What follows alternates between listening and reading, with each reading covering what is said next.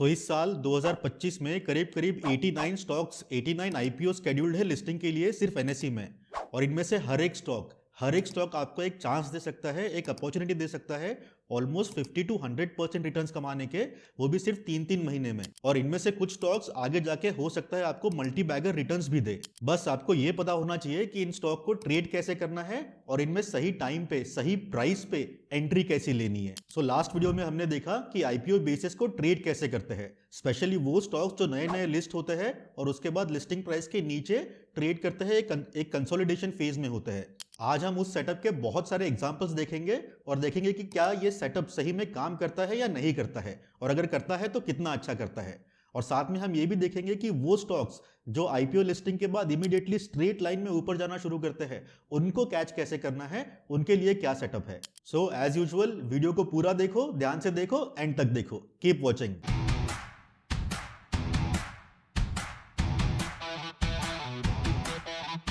Okay great, तो चलो शुरू करते हैं। अब तक हम बहुत अच्छे से देख चुके हैं, बहुत अच्छे से समझ चुके हैं कि लिस्टिंग के बाद स्टॉक्स यूजुअली नीचे जाते हैं। पहले तो नीचे जाते हैं और फिर एक कंसोलिडेशन फेज में या फिर एक जिसको हम साइडवेज मूवमेंट कहते हैं, ऐसे कंसोलिडेशन या साइडवेज मूवमेंट देता है, राइट। और उस कंसोलिडेशन के वक्त उस फेज में स्टॉक्स यूजुअली 4 में से कोई एक पैटर्न बनाता है। कौन से 4 पैटर्न्स जो हमने देखे थे? हमने राउंडिंग बॉटम देखा, हमने रेक्टेंगुलर बॉटम देखा, हमने वीसीपी देखा और हमने कप एंड हैंडल देखा। और जब भी आपको इन स्टॉक्स में एंट्री लेनी है तो आपको ये देखना है कि ये 4 पैटर्न में से कोई एक पैटर्न बनने के बाद जैसे ही उस पैटर्न का अपसाइड ब्रेकआउट मिलता है तब आप एंट्री ले सकते हो। और सेकेंड एंट्री ऐसी थी कि जब भी लिस्टिंग डे की जो भी हाईएस्ट प्राइस है, जो भी लिस्टिंग डे का हाई है, वो जब ब्रेक होता है तब आप एंट्री ले सकते हो। तो ये तो क्लियर है। और हाँ, अगर आपको ये सब नहीं पता तो आपने पिछला वाला वीडियो, इसके पहले वाला वीडियो जरूर देखना चाहिए। उसमें हमने ये सारी चीजें बहुत डिटेल में डिस्कस की है। मैं उसका लिंक ऊपर आई बटन में या फिर नीचे डिस्क्रिप्शन में डाल दूंगा, तो एक बार वो वीडियो भी देख लो और उसके बाद यहां से कंटिन्यू करो। लेकिन फिर कुछ स्टॉक्स ऐसे होते हैं जो लिस्टिंग के बाद लिस्टिंग प्राइस के नीचे जाते ही नहीं, वो लिस्टिंग के बाद स्ट्रेट अवे ऊपर चढ़ना शुरू करते हैं, एक स्ट्रेट लाइन क्लाइंब शुरू कर देते हैं। और उसके बाद उनमें कोई साइडवेज मूवमेंट भी नहीं होती, जैसे हमने डिस्कस किया था। तो आज हम देखेंगे कि ऐसे स्टॉक्स जो लिस्टिंग के बाद इमीडिएटली ऊपर जाना शुरू करते हैं, उनको कैसे कैच करना है, उनमें एंट्री कैसे लेनी है। चलो बहुत सारे एग्जांपल्स के साथ देखते हैं। और एक बार वो हो गया, उसके बाद हम हमारे पुराने सेटअप के बहुत सारे एग्जांपल्स भी देखेंगे। तो चलो डीमार्ट के एग्जांपल के साथ शुरू करते हैं। अब डीमार्ट ने क्या किया, ये देखो। इस पर्टिकुलर दिन पे डीमार्ट की लिस्टिंग थी। डीमार्ट यहाँ पे लिस्ट हुआ और लिस्टिंग के बाद इसने क्या किया, ये स्ट्रेट अवे ऊपर गया, राइट। ये नीचे आया ही नहीं, लिस्टिंग प्राइस के नीचे उसने कोई कंसोलिडेशन नहीं किया। इसका मतलब ये नहीं कि ये सीधा ऊपर जाते रहेगा और कभी कंसोलिडेशन फेज में जाएगा ही नहीं, या फिर कभी वो 4 में से कोई एक पैटर्न बनाएगा ही नहीं। डीमार्ट ने क्या किया, यहाँ तक ऊपर गया और यहाँ पे ऊपर जाने के बाद अगर आप केयरफुली देखोगे तो ये पर्टिकुलर एक आपको कप मिलता है और उसके बाद ये छोटा सा आपको हैंडल भी मिलता है। तो इसने फिर से वही पैटर्न बनाया, कप एंड हैंडल ही बनाया, लेकिन डिफरेंस सिर्फ इतना है कि वो cup and handle listing price के नीचे नहीं बना, वो लिस्टिंग प्राइस के ऊपर बना। ये जो पर्टिकुलर ब्रेकआउट है इस कप एंड हैंडल का, यहाँ पे आप डीमार्ट में एंट्री ले सकते थे सेम सेटअप यूज करके, राइट। चलो ठीक है, हो सकता है कि आपने ये एंट्री कैच नहीं की। अगर आपने ये एंट्री कैच नहीं की तो इसके बाद भी क्या हुआ, इसके बाद चलो देखते हैं क्या हुआ।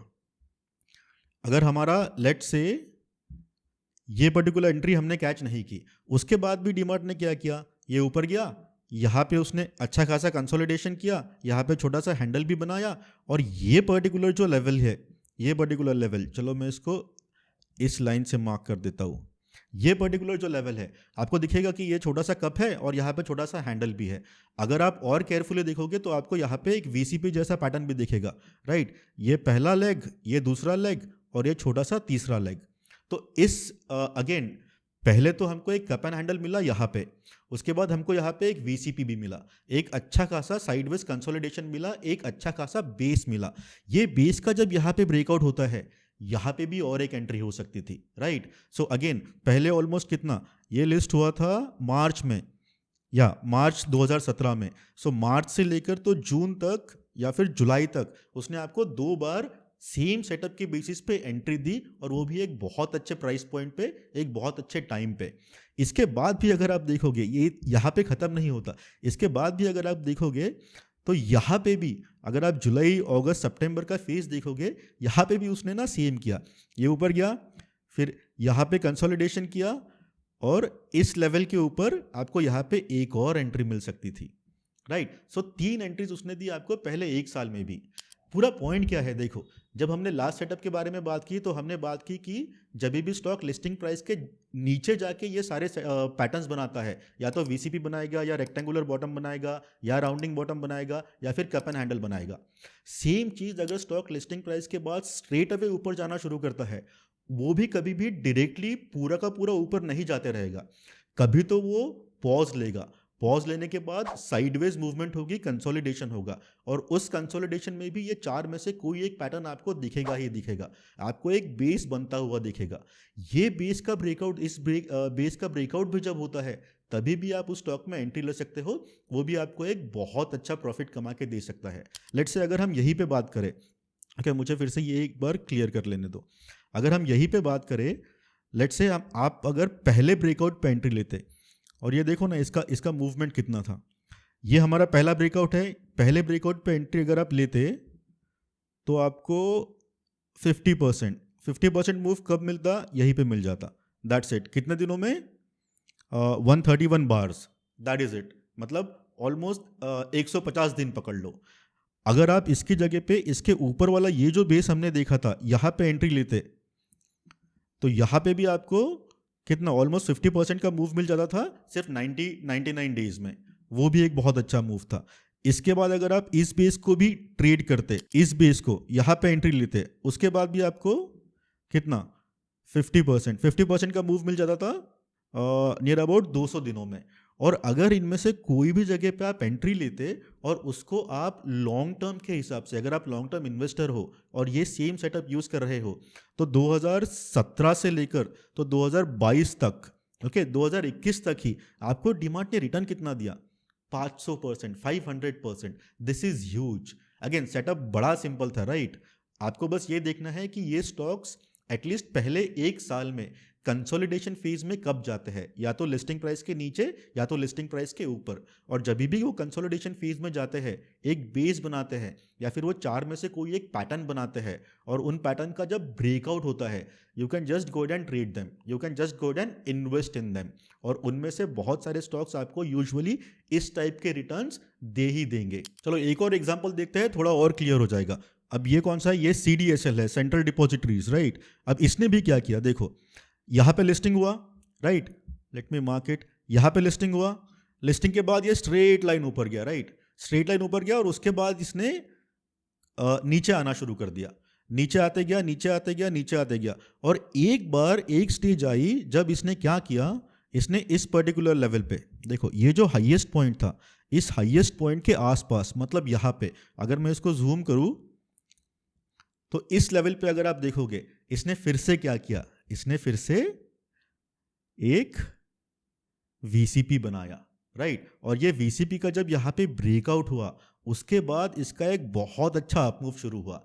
इस VCP को भी अगर आप ट्रेड करते थे, इनकेस आप यहाँ कहीं पर भी एंट्री लेते थे, तो आपको कितना, अगेन ये देखो यहाँ तक कि आपको ऑलमोस्ट 50% रिटर्न मिल गया। और इसका जो हाईएस्ट पॉइंट था, हाईएस्ट पॉइंट तक इसने ऑलमोस्ट कितना रिटर्न दिया, 255%, विच इज ग्रेट। और अगेन देखो 100% रिटर्न, अगर आप ट्रेडर हो तो from a trading stand point हमको क्या टारगेट करना है, हमको टारगेट करना है 50% टू 100% के बीच में। वॉट एवर वी गेट, जो भी मिलेगा, we are good, we are happy. अगर आप लॉन्ग टर्म इन्वेस्टर हो तो आपको वो भी पता है कि एक बार आपको इस सेटअप के बेसिस पे कभी 100% रिटर्न मिल गया किसी स्टॉक में, उसके बाद आपको क्या करना है, राइट। हमने वो पुराने वीडियो में, लास्ट वीडियो में बहुत डिटेल में कवर किया। 100% रिटर्न मिल गया, आपका इन्वेस्टमेंट निकाल लो, बचा हुआ वैसे ही आपके पोर्टफोलियो में रहने दो। आगे जाके 5 साल 10 साल में वो आपको मल्टी बैगर रिटर्न्स भी दे सकता है। जस्ट होल्ड ऑन टू दो स्टॉक्स, क्योंकि उसमें आपकी रिस्क तो कुछ है नहीं। CDSL में भी वही हुआ एग्जैक्टली सेम। अगर आप बीकाजी में देखोगे, ओके ये है बीकाजी फूड्स, इसमें भी देखो यहाँ से स्ट्रेट लाइन ऊपर गया, लेकिन ऊपर जाने के बाद इसने क्या किया, इस पर्टिकुलर लेवल पे, ये जो आपको लेवल दिख रही है, इस लेवल पे अगेन 1 2 और यहाँ पे 3, ये आपको छोटा सा ये कप और ये हैंडल दिख रहा है, राइट, कप एंड हैंडल बनाया। और इस कप एंड हैंडल का जब ब्रेकआउट हुआ, तब इसका एक्चुअल अपमूव शुरू हुआ।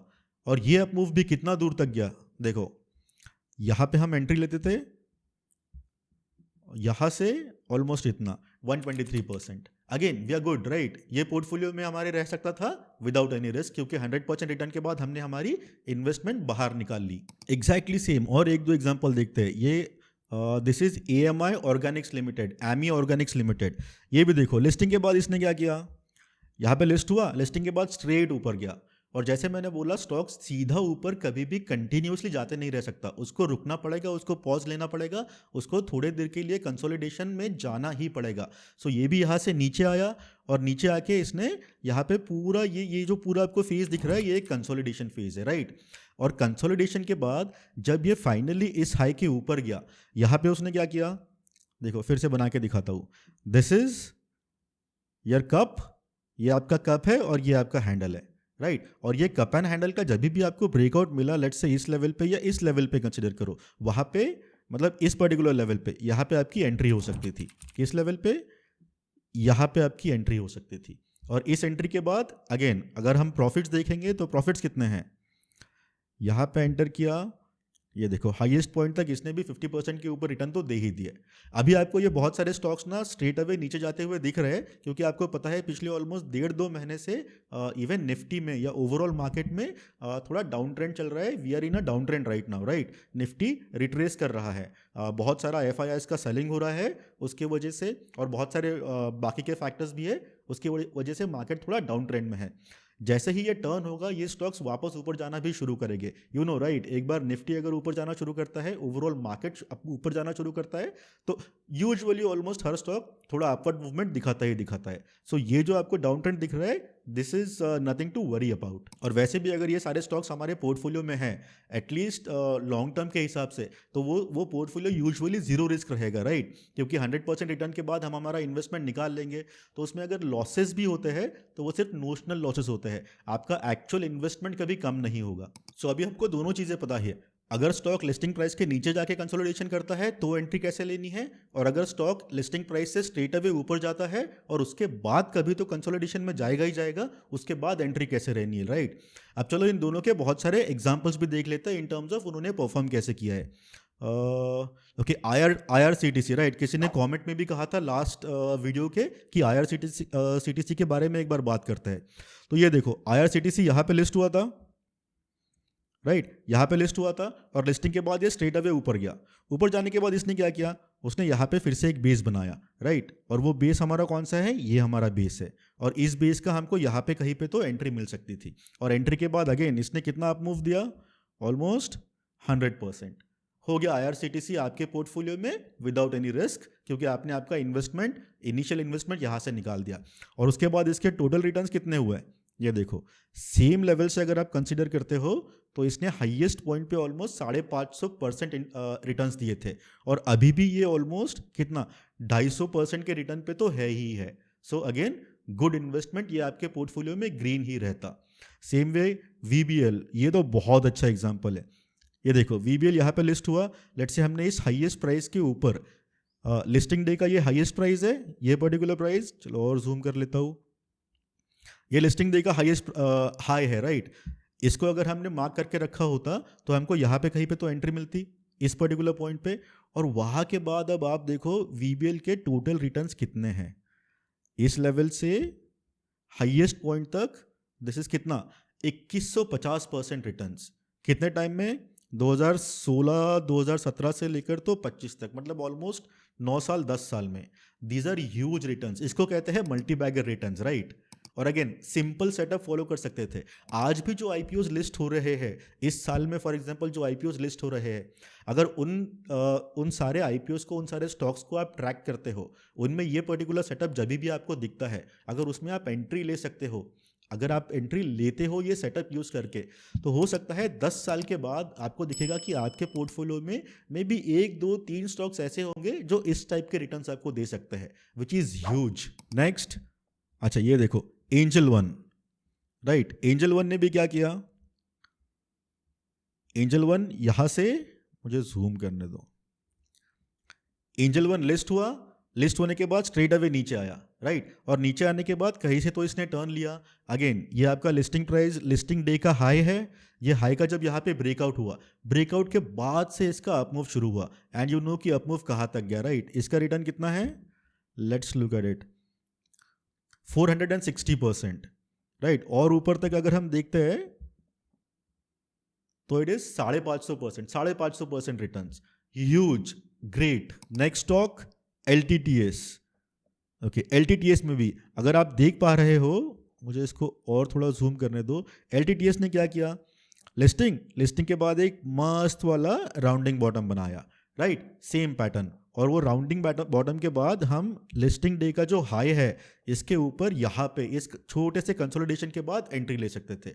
और उस एंट्री के बाद अगेन अगर आप ट्रेडर हो तो आप ये 50% रिटर्न तो आपको यहीं पे मिल गया। कितने दिनों में? 90 डेज, 3 महीने। ओके, और उसके बाद आप एग्जिट कर सकते थे। अगर आप लॉन्ग टर्म इन्वेस्टर हो तो आप होल्ड करके रखोगे। अगर आपने होल्ड करके रखा तो इसने मैक्सिमम रिटर्न दिए है 550%, ऑलमोस्ट 530%। और अभी भी ये 420%, 430% का रिटर्न पे है ही है। सो अगेन आपका पोर्टफोलियो, आपके पोर्टफोलियो में अगर ये स्टॉक होता तो ये भी ग्रीन में ही होता। एक और एग्जांपल देखते हैं। अच्छा, BSE। अब BSE बड़ा इंटरेस्टिंग है। BSE ने देखो क्या किया। ओके, ये BSE का लिस्टिंग हुआ, कहाँ पे हुआ?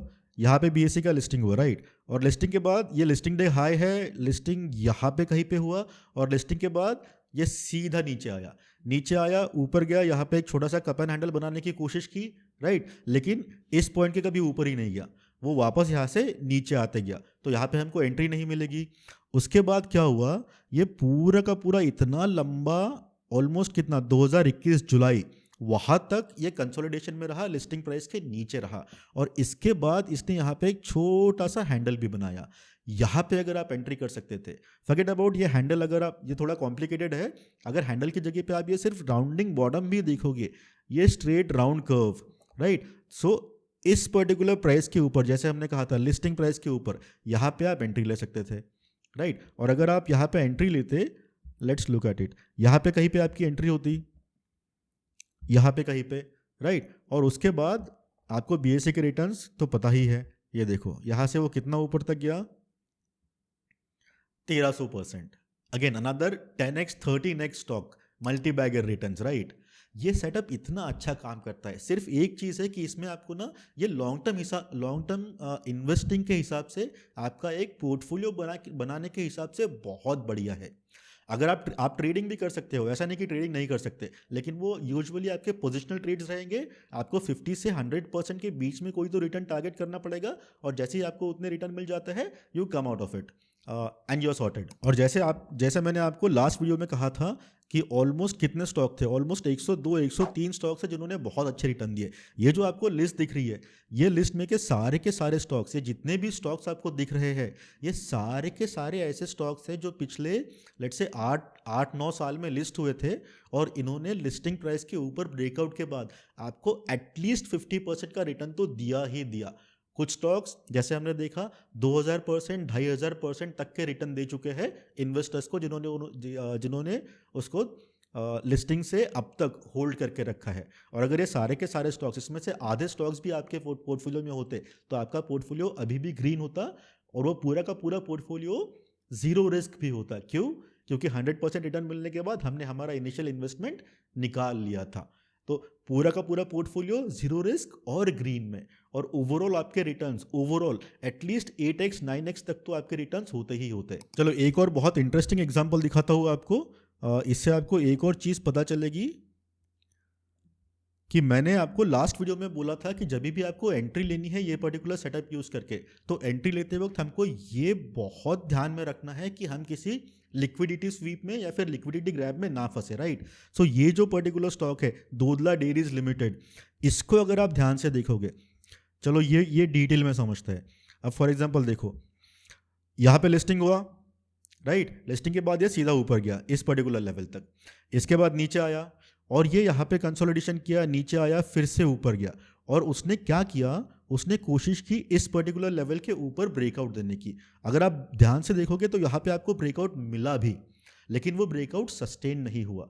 हुआ क्या, ब्रेकआउट हुआ, ऊपर गया, यहाँ से बहुत सारा लिक्विडिटी लिया, और फिर वापस नीचे आ गया, और फिर क्लोज आपको यहाँ पे मिला, राइट, हमारे ब्रेकआउट लेवल के नीचे।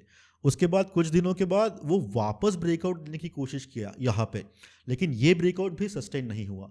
अगर आप ये ब्रेकआउट पे ही एंट्री लेते तो अगेन वो ब्रेकआउट फेल होता और आपको फिर ये अच्छा खासा डाउनवर्ड मूवमेंट देखने को मिलता आपके पोजीशन पे। यहाँ पे भी ब्रेकआउट सस्टेन नहीं हुआ, यहाँ पे भी ब्रेकआउट सस्टेन नहीं हुआ, फिर से वापस आया। सो उसने कितनी बार, 1 2 3 3 बार लिस्टिंग प्राइस का जो हाईएस्ट, लिस्टिंग डे का जो हाईएस्ट प्राइस है उसके ऊपर ब्रेकआउट करने की कोशिश की, लेकिन by the end of the day stock वापस नीचे आया ब्रेकआउट प्राइस के नीचे। क्यों? क्योंकि वो ब्रेकआउट सस्टेन नहीं हुआ। वो ब्रेकआउट नहीं था, वो सिर्फ एक लिक्विडिटी ग्रैब या लिक्विडिटी स्वीप था, राइट। और उसके बाद देखो ना, ऑलमोस्ट कितना टाइम तक ये था आपका, नवंबर 21। सो नवंबर 21 से लेकर जुलाई 23, मतलब ऑलमोस्ट कितना, हाँ 1.5-2 साल, इतने टाइम तक वो लिस्टिंग के नीचे ही रहा। और नीचे जाने के बाद अगेन जैसा हमारा सेटअप है, उस सेटअप के हिसाब से इसने ये एक राउंडिंग बॉटम बनाया, राइट। और राउंडिंग बॉटम के बाद फाइनली जब इसने यहाँ पे ब्रेकआउट दिया तो आप एंट्री ले सकते थे।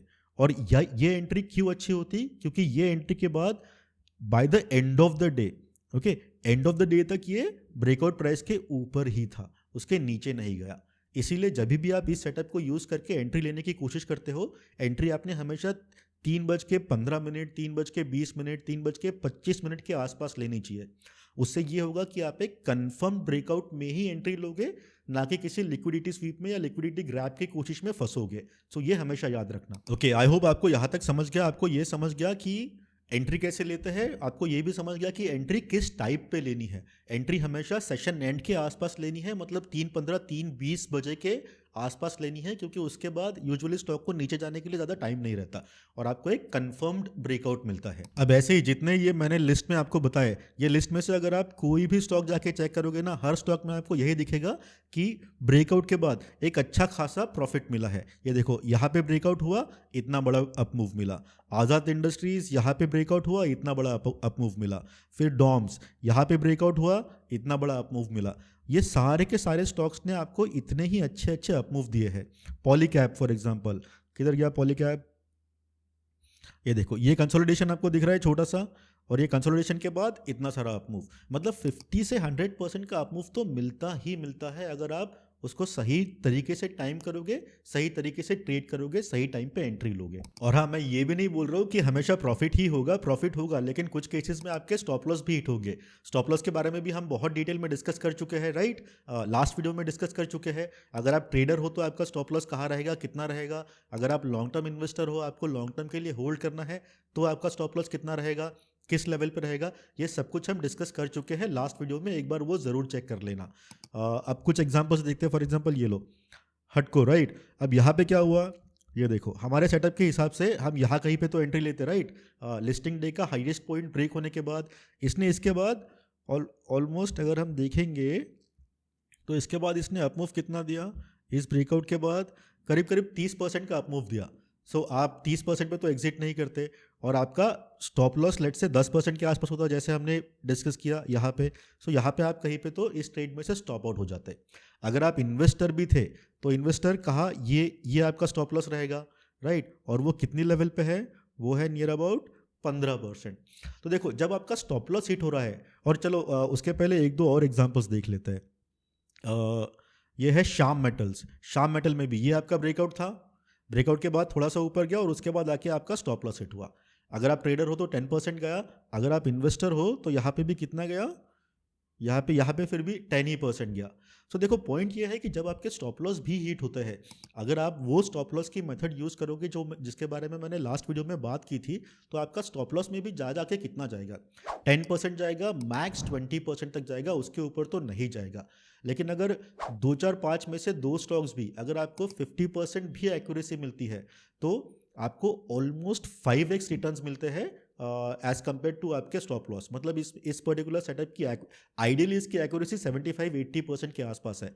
अगर आप 50% भी कंसिडर करोगे, फिर भी आपको 1:5 का रिस्क रिवॉर्ड मिलता है, और 50% एक्यूरेसी, 1:5 का risk reward is huge, is awesome. और फिर ये भी देखो ना, चलो इस पर्टिकुलर स्टॉक में लेट्स से आपका स्टॉप लॉस यहाँ पे हिट हुआ, लेकिन इसके बाद क्या किया, इसके बाद अगर आप फिर से देखोगे, यहाँ से एक यहाँ तक राउंडिंग बॉटम बनाया, राइट।